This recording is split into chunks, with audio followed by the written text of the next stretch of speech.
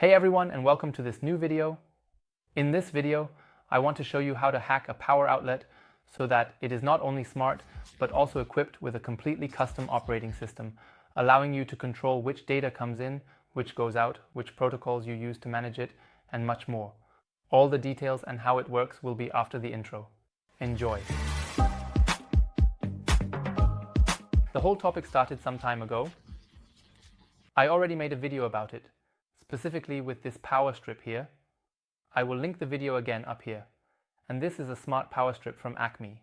This means you can control the 3 power outlets here individually and turn this USB hub on and off separately.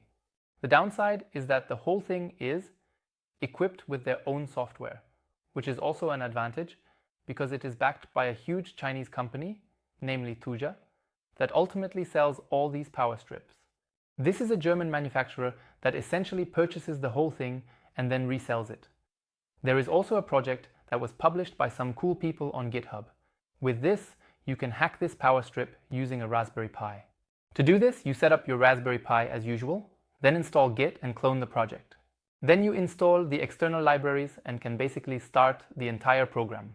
It is important that you have a network connection that allows you to connect externally via SSH, for example, and thus frees the Wi-Fi chip, which then connects to the power outlet, and during the process, loads a custom operating system onto the regular microcontroller that is inside. It's a super easy way to do it. I will, of course, link all the relevant things below in the description. I've already done that. I will also link you to the configuration file that I created for this purpose. With it, you can control the entire setup. This one requires a special configuration because it is quite specific, but it's nothing complicated. You just add it once, restart the program, and then it works. You can then integrate it normally into Home Assistant by flipping a switch and connecting everything via MQTT.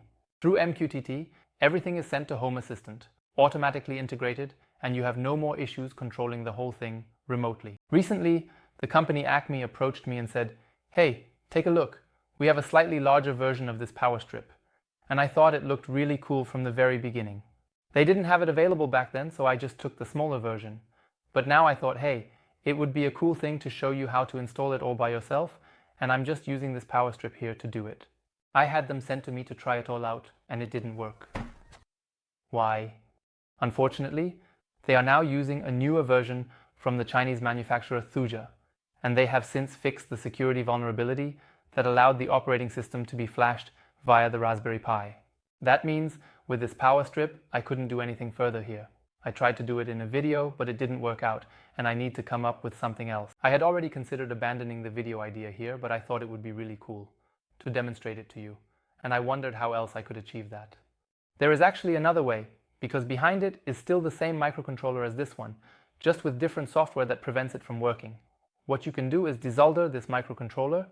Be careful, I wouldn't recommend this to anyone who doesn't know what they're doing. However, you can still simply desolder it. You unscrew the thing, let it be desoldered. I had someone else do it. I didn't do it myself because it felt a bit too risky for me. You can then flash the whole thing onto a USB adapter, as a Wemos for example, has only a USB adapter soldered onto it. You can solder it yourself, plug it in, and then flash the software normally via USB. After that, you can desolder it and solder it back in here. I did that as well. And this method worked for me here too. So I had to create a small configuration file, 2001, and now I can remotely control both pairs of power outlets as well as the USB power strip here. And then I thought, wow, this is a cool video too. But by now, there is a third way to use this power strip here, because as far as I've heard from Tuja, there will soon be a way to connect Home Assistant with these power strips, and all of this without the cloud.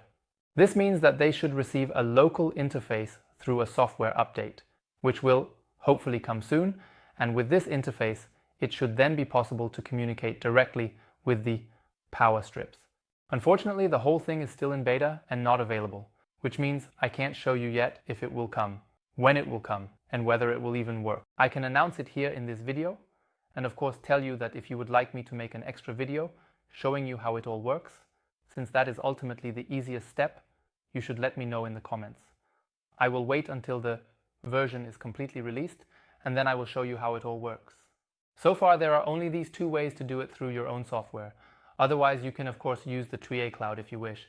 That's not a problem either. Go to Home Assistant, enter the login credentials, and then you can control these power strips via the cloud. The downside is, of course, that if your internet goes down or the server fails, you can only control this power strip using this button here, but not anymore through your Home Assistant. Otherwise, there isn't much more to say, except of course about the power strips themselves. You can certainly rely on any power strips from the ctechtv manufacturer. If you want something from a German manufacturer, whose products you can also buy normally on Amazon, then you can definitely get these power strips here. Measure the power consumption, so you can really just turn the outlets on and off. If you want to get such a power strip, I will link both the small version and the large one in the video description below. In terms of price-performance ratio, they are definitely reasonable, and if you feel confident enough to install your own software on them, especially if you do it using the Raspberry Pi, which is really easy, then I can highly recommend it. Then, in terms of price-performance ratio, it is truly an absolute killer, and especially compared to all the DIY stuff, it is a very safe way to have a kind of self-programmed power strip in your home, as only the software itself is programmed, while the entire hardware is certified by a professional manufacturer based in the EU. That should be it for this video. I hope you enjoyed it as always, and maybe even found it helpful. 2001. We'll see each other again in the next video on Wednesday at 1:00. Until then, take care and goodbye. Use and